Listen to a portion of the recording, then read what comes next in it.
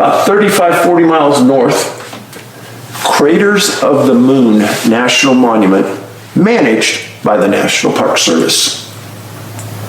That right there is David Paulides. I want to do a video on him because I was involved in a search. He does videos and books on how the national park is like incompetent, people are dying, they're hiding things, they're not giving up information, what is going on. He makes a profit off of people's deaths, tragedies.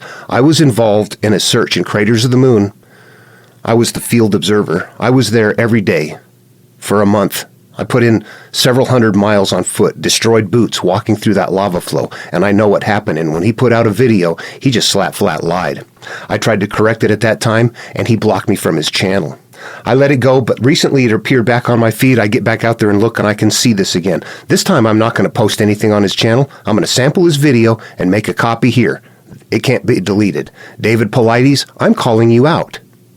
You are dishonest. Everybody else, let's take a look at what's going on here. First, let's listen to a little bit more of him. That's him right there. What does that sound like? Tell you about two ladies, Amy Linkert and Joe Elliott Blakesley. Amy, 69 years old, and Joe Elliott, 63 years old. The date was September 23rd, 2013. A little bit about each person I think it's important to know is because I think it plays into the story of these people.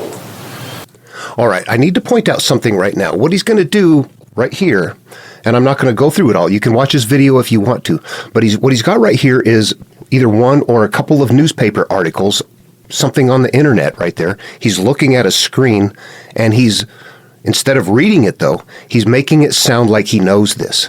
He's reading that off, well, so-and-so this. So if you watch and pay attention, you'll see that he's looking slightly off and that he's saying things that are written down, except instead of saying something like, Joe was this amount, Amy was this amount, he would say it like, well, Joe was this age, and Amy, of course, this. So he's reading it from the article, but he's making it sound like he knows it off the top of his head. And he says it's important to the story. It's not. He's just telling the history, where they came from, where they went to school, all that kind of stuff. So you get hooked in with him. But it doesn't change the outcome in any way, shape, or form. He's milking a story. And he's doing it in a way that makes it sound, well, this guy really knows what he's doing. He's just reading it. So Amy was raised in Minnesota, a place called Rosemount.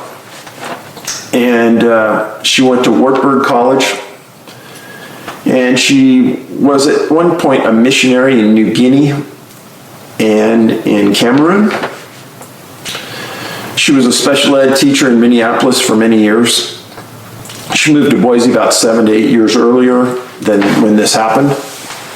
Continued in special ed.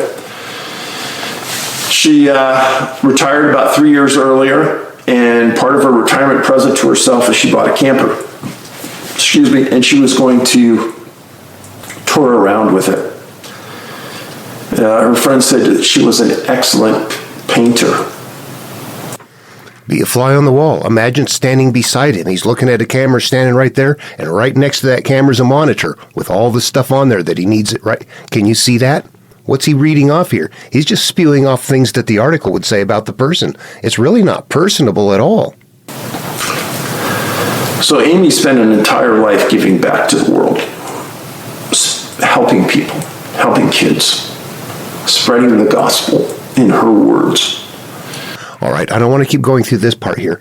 I just want to say how this impacts me. Right off as I'm reading this and I'm looking to it, I've been so involved in this case. I've read these and read these and read these over and over. You watch videos. He's replicating the exact same sequence as everybody else. Here's how they came about. Here's their story. He's not saying anything different. The difference is he's trying to make it give the impression as if he is so involved in this that he knows these things. He's just reading it. He is so disconnected from this, but he wants you to think he is. He's pulling your leg. Joe Elliott Blakesley, raised in Mountain Home, Idaho. She got her BS and MS from Concordia University, and she went to the University of Washington Medical School. She was a physician. You should now not be able to unsee that. All right, let's jump ahead. Their friends got concerned because they hadn't heard of them, but they knew that they were going to be going to Craters of the Moon. called the Park Service. They found the truck right away, and they found the Labradoodles inside the truck. They were okay, and dogs were saved. But as soon as they heard that, friends and relatives said there is no way that those two women would walk more than a mile from the truck or leave those dogs alone for more than an hour. That was all over the press. Think about that. All right, let me catch everybody up to what I just made a big jump. We don't need to listen to him read through the history of where they come from.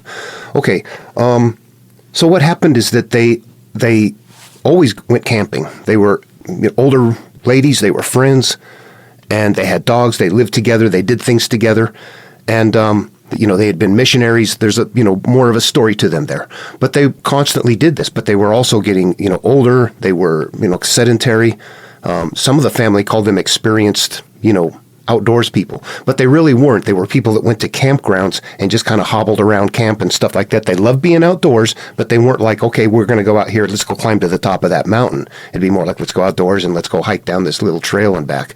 So it was pretty lightweight stuff. And Amy was older of the two. She had bad knees and she walked with a limp, and they had two dogs. So anyway, they went out to Craters of the Moon to go explore. But what they did is they camped in a town nearby, 22 miles away. It's called Arco, Idaho. And there's a KOA campground there, and they're members of that campground. So they just go around to the KOA campgrounds, and that's where they had been camped. They left the campground Sunday morning and went out to Craters of the Moon to go hike on the Tree Molds Trail. They didn't come back. Nobody knew about that. It wasn't until the next day, at some point, somebody from work was reporting them. They start looking into it, and they make some calls out there at the campground in the Craters of the Moon National Park, and they find the truck, and that's when they realize, oh, something's wrong. They found the two Labradoodles in the truck. There was an empty bowl right there. The window was cracked. What does that tell you? Also, the park does not allow dogs at all. It's a fragile ecosystem. You stay on trails, dogs not allowed at all. The exception, we had a number of dogs here, but they were all working dogs. They were cadaver dogs during the search. So it would not have been okay to take the dogs out of the truck anyway. It was just not an option. Clearly, the hour, I don't know how fixed that is. I'm sure they would probably be gone more than an hour. Stuff like that has a chance to run away. Just because it's all over the press, what does that mean? You have to take everything with a grain of salt. I don't think that they sat there with a watch and went, you know what, it's been 55 minutes. We've got to get back there. Yeah, there's some flexibility there. What it looks to me like, they had left the dogs in there. They were going to take a walk down the Tree Molds Trail because that is what they did. But they didn't plan on being gone long, and something happened that prevented them from coming back. That's it right there. Nothing nefarious. Well, they started searching air, ground. They were searching everywhere. They brought in canines. Well, a National Guard helicopter found Amy Linkert's body 2 miles southwest off the trail. And the quote from the superintendent was, "in a very rugged and inaccessible area." That was the quote from the park superintendent. Think about it. So in my duration out there, I continued to hike out to where Amy was. I went out there and found walking sticks and a couple of branches that were several hundred yards away from her final resting place. And they're out there in the lava. You can see that they were branches picked up along the way in these little places where there were dead trees. But out here near where she was in this black cinder, you know what? It's difficult to get to. There's a lot of terrain to get there. But where she was found lying down, it was on cinder that was like something you can walk along. The entire area is difficult, and for Dan to say it like that is exactly right. It is a very difficult place, but there's more to the story, and the reason that this is important is to note up front is that at first the search focused on the idea that they're overweight, they're elderly, they're kind of crippled. They're not going to get off trail. They're not going to go very far. They're not going to get in rough stuff. Let's focus on the easy places to look. When she was finally found, people went, "What the hell is she doing out here?" What did she do to get through that stuff to get out here? That was the real issue. Now, these women weren't, I don't mean to demean them 1%. They were God's gift to us for many years. But they weren't real athletically minded people. They weren't in the best shape. Nobody could understand or believe why either of them would go off trail. So the search continued. They brought in 8 dog teams, and they were looking for Joe. And the dog teams weren't having any luck. The superintendent said that there were 3,000 to 4,000 hours dedicated to searching, and the searchers walked in essence of 10,000 miles. That was their quote. That's a huge search. All right, let me totally ground this part right here. So what happened, there was a government furlough that happened. That's going to be mentioned through here, but here's the timing of it. They were out there, that happened, they got lost. The government furlough hadn't happened yet. It was a National Guard helicopter that spotted Amy. And he's going to say that it was flying over repeatedly. They just started. They hadn't been flying repeatedly over anything like that. He just makes up things and makes it sound more than it is. It really wasn't that way. It's a very small search to begin with. You get volunteers, all the Park Service people out there. Then the next Monday, Congress votes shutdown, federal shutdown, park closes, all employees are gone, helicopters gone, all of that. And it's nobody's fault. It's a federal government shutdown. And park has got nothing to do with it. Nobody there's got anything to do with it. I'm a government employee that has a lot of field experience. I do outdoor stuff with GPS tracking, radio, things like that. So I lived in the state, and I heard they needed volunteers, and I was like, I'm furloughed. What am I going to do? I got nothing to do. I could use some exercise. So I went out there. I moved into that KOA campground. I was there for a few days. I got to know Dan Buckley right off the bat, the park superintendent, because my job when I got there, I got assigned right away. Here's how they search. Here's how you account for those people. You're in this big, huge lava flow. You got to search grids. How do you do that without overlapping, without missing gaps? How do you make sure you cover it all without wasting time? You can't paint on the ground. You can't lay out strings. You can't do all that stuff. You got a big area. You got to move. So what happens this is an incident. It's being managed like an incident with an incident commander who was the county sheriff, actually. The park superintendent, the entire park right there in the headquarters of the park was the incident command post. And it was run like an incident. And you could not come and go. The park is shut down. You had to be accounted for. Radios are there. You're in a group of people that have, if you're a searcher that hasn't got experience, you are with these people over here who know how to use the radios and GPSs. You're a part of that. It's really set up pretty carefully. So with they sit there and they create the grids on the map. They got the map laid out. Here, we need to search this area. We're going to assign these grid numbers. The GIS folks take out the coordinates and the lines. They put it into they draw it up somehow in the GIS. You take your Garmin GPS and hook it up to a computer with the Garmin software, and they load this stuff up into it. And right here, now you go out there, you've got the tracks and everything that you need to follow. You go out to the starting location. There's 2 people. You might have a half mile by a mile long or a 10-mile long grid you're going to do that day, or a mile long or something. Let's say you had 20 people in this 1 mile grid and everybody went 1 mile. What is that? That's 20 miles accounted for in this one area. If it's a 10-mile long one and everybody went 10 miles, you've just got, what do you have right there? You've just got 200 miles. You've got 200 miles accumulated in this one spot. So when you start saying thousands of miles, you're taking, what you're doing is adding up the distance that every searcher walked.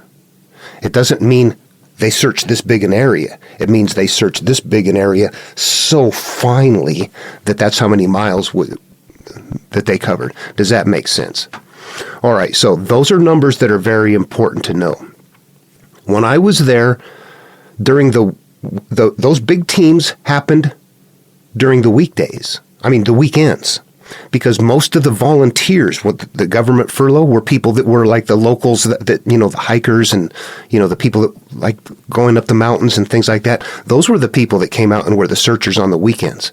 And that's when we would do those big grids. I was there for the rest of the week though. And of course it's an incident. I can't go out on my own, but it's easy to fix that. So they assigned me as the field observer, which allowed me to just get off the teams. The field observer is one of the people that can get off the teams and just go off on your own. See you, stay in touch. I had a spot beacon track and they could just pull up the internet. They could see where I was at all times. I had a radio. I got my own GPS. I'm running tracks. I'm actually going out and I'm looking for bird activity, insect activity, bits of fabric. You're doing something different. Somebody's like, you know what? We got like 3 psychics called into that same spot over there. It's up to you. Let's go look. It's just literally like that. You're trying anything. You're getting out of the search groups and you're looking around. And here's what happened. Here's what happened one day. I'm out there and I'm by myself and it's foggy. It's settling in. It's cold. I'm out there dressed warmly every day. Boots are getting shredded, but it's, damp, cold. It's, October, getting into late fall. It's kind of high altitude. But this one day I eat lunch, I'm sitting there pondering, I get up and I hadn't been paying attention, but all of a sudden I realized, boy, I got like 40 feet visibility in this fog. I can't see anything anymore. I was out in that area. I was probably about a half a mile off the Tree Molds Trail out into the lava. And from that position, I look around and I can't see the lava butte anymore. The lava butte is huge. You can go out there and walk all over the place. And if you get off the trail, it's no big deal. Walk to the butte. You're going to cross that trail. The trail goes around the butte, and the parking lot is right there. Walk off the trail, walk back to the butte. You'll find the trail. It's that simple. They knew that. I knew that. But here's what happened. When the fog sets in, you can't see the butte. They were cold. They were unprepared. They didn't prepare for that. They didn't prepare to be that long. They went out there. I guarantee what happened is that everything is just cool. You got Pahoy Hoy. You got Aha lava. You got rope formations. You look out there and it's like, oh God, look at that. Look at that over there. Look at that. Before you know it, you're just looking at all kinds of stuff. It's so easy to do that. You're not just out there, on some kind of a road march. It's a cool thing to see. There's a lot of interesting features. The tree molds themselves, where lava flowed around the trees and the hole, they didn't burn up right away. And when the tree rotted away, the holes are left there in the shape of the trees and things like that. That's what the Tree Molds Trail is. So it has a lot of unique things like that, and it's super easy to get off trail. And if something like that settles in, suddenly you're looking around going, I don't know what to do. I was okay. I had my breadcrumb trail, all that stuff. I was radio contact with ICP. But I'm out there thinking, what if I'm them? This is what happened. I'm out here with all my stuff on. I got my pack. I got gear. I got all kinds of stuff ready to go. They were out there with a light jacket and a T-shirt. Or, it starts out warm, something. They were not prepared. This sets in. It gets very quickly that way. Suddenly, you can't get back to the butte. If you think you know where it is and you start walking towards it, the terrain steers you. You cannot walk a straight line. It's too big. It's too broken up. Sometimes it sounds like you're walking on broken glass. There's big crevasses that you have to go around in some areas. You cannot walk a straight line through this. The terrain is going to steer you. You're going to be lost. And they were getting cold, and they were off trail, and they were lost, and they couldn't see. That's it. What happened? As I'm sitting there, I realize one thing. If I sit quietly, periodically, I can hear a car across the canyon going along the road where there's a bit of a mountain range right there, and the lava flow butts up right against it. And right there at the edge of it, there's the road coming up in and out. Goes past and goes up into Arco, from a town called Cary to Arco. But it goes right along there, Craters of the Moon. And the cars along there, you can hear them. And from that position right there, I realized that was the only way to tell direction. That's what they were doing. That's why they were there. They were trying to get out. We were sitting there very biased in the beginning thinking, yeah, they're not going to get out there. Why would you go look that far? Amy was there, but Joe can't be. There's just no way. Something happened. It was so confusing. Until you consider something. Every day we knew we were going to get done searching. When it got too late, come up with a new game plan. Let's go back, jump in the cars, to go back to Arco, let's go down to Pickles, get an atomic burger, and have a beer and talk about what we're going to do tomorrow. They were dying. They were freezing. They couldn't sit there. They weren't going to get out that day. They were motivated in a way that we never were. We didn't get out of our biases. We didn't consider that they would go there because the other option was to just sit and die. They were in full flight mode. So that's why they were there. That's what motivated them to get there. I did find those walking sticks, which painted the picture that Amy was the one struggling. She was found nearby. They were ground up on the ends. One of them was dropped. A little bit further, the other one was. Short distance up there is where she was found. She wasn't dressed for the weather. Well, on October 1st, the Park Service closed down because of lack of funding, and the search was stopped for a while. All right, so what actually happened, it starts off the government facility. It starts off, it's an incident. We get things going. The government furlough happens. It's still an incident. We have civilians and government still involved. The people that were assigned to the park there that are working, they're remaining on board. They're volunteering. They're not getting paid. They're staying there and volunteering. They're just leading search teams. But what are the search teams? Throughout the week, Monday through Friday, there aren't any. There are volunteers. We need big groups of people to run these grids. And when the weekend comes, again, all of the people that were like the outdoor kind of people, the people that were the climbers and mountain bikers and hikers and all that kind of stuff, this is a big place and it's very difficult. You don't want to come out there and have people that aren't in shape and have to drag them and carry them off of that stuff. So you really, it's kind of critical to have fit people when you're doing something this extreme. And then when you lose resources, it's like, you know what? You got to walk yourself in. You got to walk yourself out. Make sure you can do that. All right. But all of that was going on. The search never did stop. It just was very minimalized. And throughout the Monday through Friday, I was out there every day. And sometimes the IC was out there. When he had business taken care of, he would be out there with me too. But, he and I are off doing different things. He's got things he wants to look at. Anyway, the search was like that. And then when the furlough ended, helicopters back, within a day or two, a helicopter found Joe. Well, on October 23rd, a helicopter's flying over an area that had flown over many times before. And they found a body, quoting now, in a very nasty piece of land amongst the craters and the rocks. It's important to note, actually, that anybody you found out there someplace in that lava flow, you can describe it in this way. The emphasis here is understanding that it was indeed someplace you would look at and go, they wouldn't walk there, not at all, until you realize, you know what? Yes, they would. They were up against death. They were motivated in a way we are not. It's hard to get there. Mentally. They had found Joe Blakesley. And both deaths were attributed to dehydration and heat exhaustion. So this is a very interesting error, what he just said there. Dehydration and heat exhaustion. They froze to death. And both of them were found intact. Amy was found fairly soon and had some drying. Joe had considerable dehydration. However, what they both died from was hypothermia, and then they're out there laying in the open in freezing desert air that is so dry it'll crack your lips and make them bleed if you don't keep stuff on them. You got to keep your hands protected or they crack. The air is so dry it just pulls the moisture out of things. Joe indeed was dehydrating, but it was like, think of it more like first stages of natural mummification. The bodies were intact, but he's blending things up in a way here that's just wrong. They froze, and boy, Joe was out there over a month and a half. I don't know the exact time. She was out there a long time, just lying out in the open.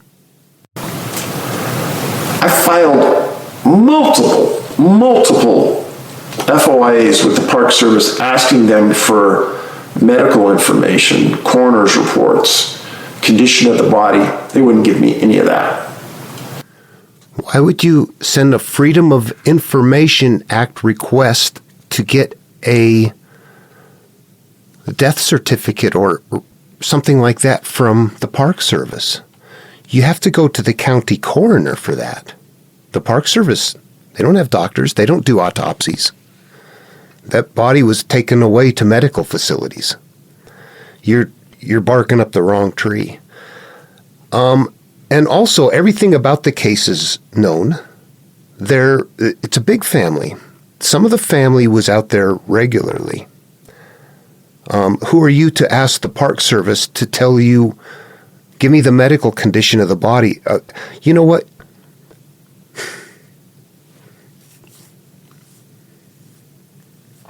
You can't walk into a doctor's office and say, give me the medical condition of that person over there. Why do you think you can do that here? Who do you think you are? I did these things. Are you some kind of an official? I don't think you did any of that stuff. I think this is just baloney. This is just dramatization for the story, like your entire act that you got going on there. Reading things and pretending like it's something that, well, it's spontaneous. You can tell that by the delays and the manner in which a person can act. Yeah, right. You know what? I see through the act. Frustrating? Huh. I cannot tell you how I felt while this was evolving and I was filing these reports. All right, well, without being able to question him, what I just heard right there was just a pile of crap, just bullshit. It's like, hey, this is I'm a hero. You cannot tell me how bad I felt that I couldn't get this information. You look at him and going, you're asking for cause of death from the Park Service, who doesn't even know. They're going to be told by the coroner. They're going to get it secondhand.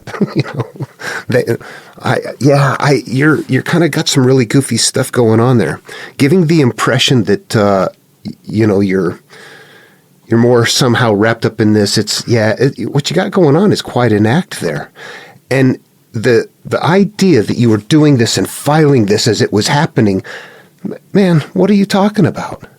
It was over and done in a very short period of time during a government furlough. You're not filing anything. It wasn't even fully understood what happened. When the truck was first found, it was like, what's going on here? It took a while for everything to get figured out. You're not filing Freedom of Information Act information to the Park Service during a government furlough.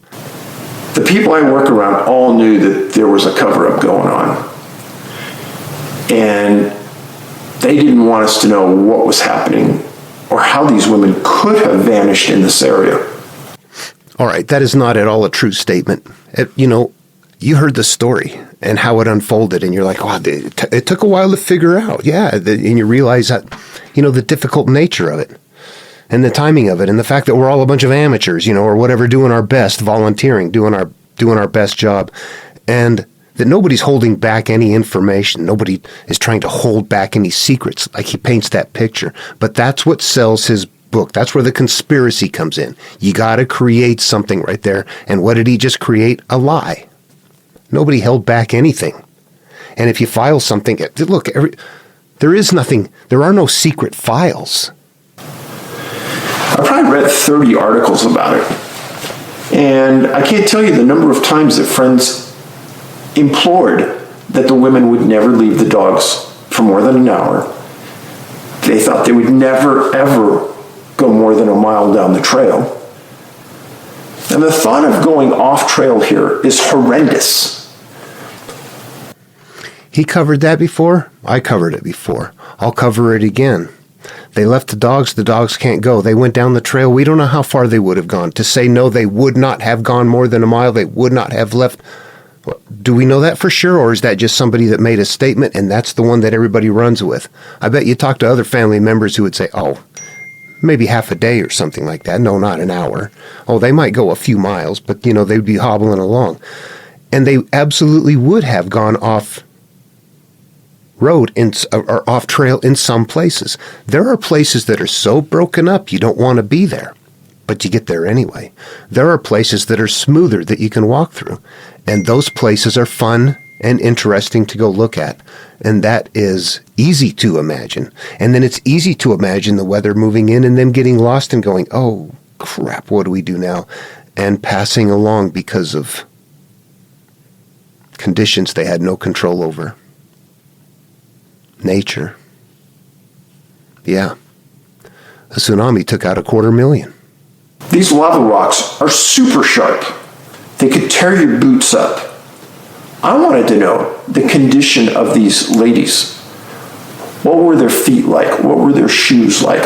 Because to go as far as they did in these areas had to be horrendous. My other question is that they had hundreds of searchers in these areas. If either one of these ladies were there and alive, they could have been yelling and screaming for help, and they should have been heard. But nobody heard anything. Helicopters never saw anything, which I don't understand. The reason is because the helicopter operations were very minimal and were not looking off in the distance to begin with, and they were both passed along before anybody even knew they were missing. They were dead the first night. They weren't going to be yelling. And they weren't spotted because they were too far away. It's simpler than what you think. How come you can't imagine that? Which I don't understand. So, when you look at this area, predominantly it's all extreme desert, extreme heat. All right, this is really important to understand. He'll do stuff like this, and you know what? It's part of the high desert. If you were to actually Google it up, well, you would find that, I'm just going to pull up the time, date, calm weather, climate and weather averages, craters of the moon, quick climate info. Hottest month, the average is 71 degrees Fahrenheit. 71 Fahrenheit, the hottest month.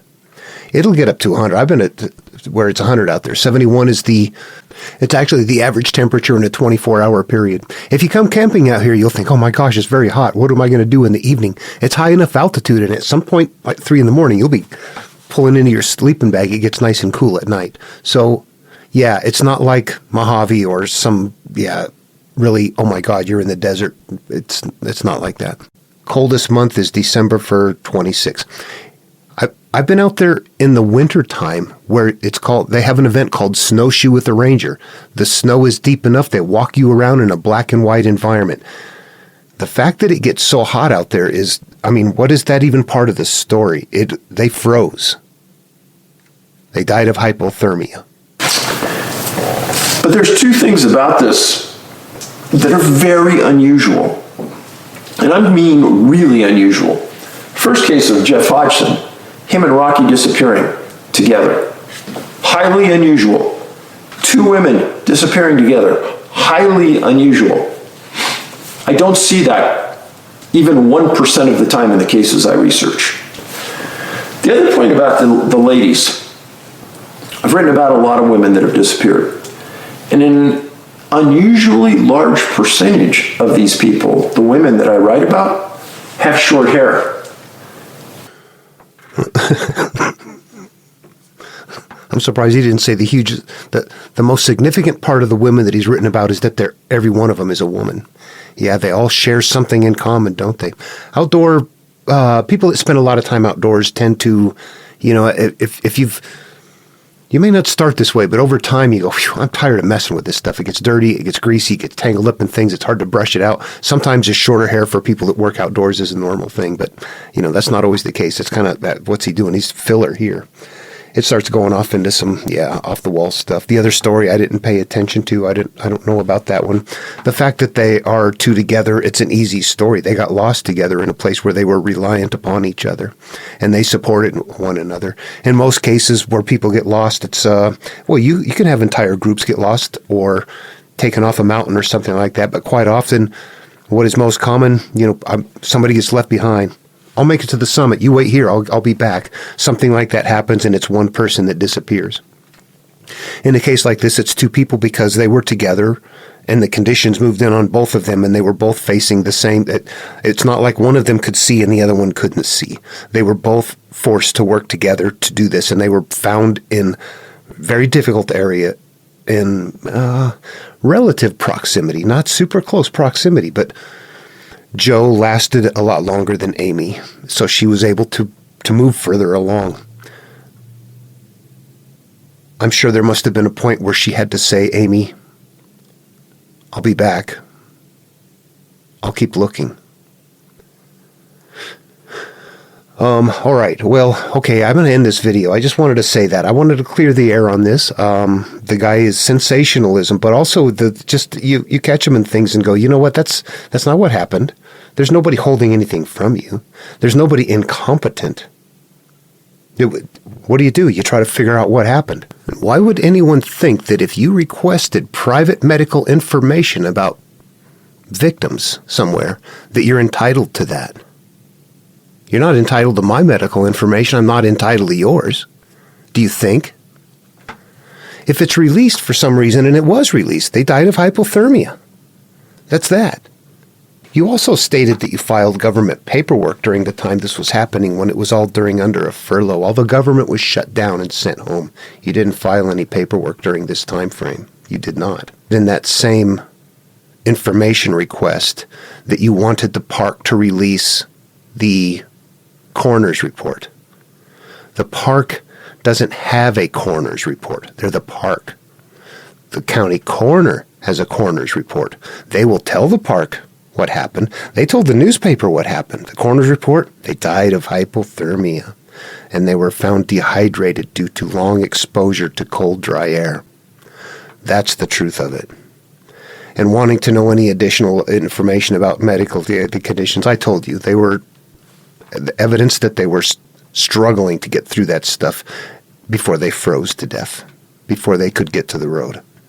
And you know what? I'm not going to look into it. It's not worth it to me. I don't even care. I don't believe that you filed any reports whatsoever. I bet if we went and looked for anything that was filed, we would find that there was nothing ever filed during that time frame, that you're just saying that for your videos to make it sound as though, you know, like you're somehow, I'm here to take care of things, and they're just not being forthwith, when that's not at all the case. You're not there to take care of things, and they're being very forthwith. You're there to grab a story, put it in a book, sell it on Amazon, make money off of it, run a YouTube channel, make money off of it. You're there for profit. That's it. You're not there for finding any truth. Sadly, you're kind of common today. All right, everybody. There's my story. Take care.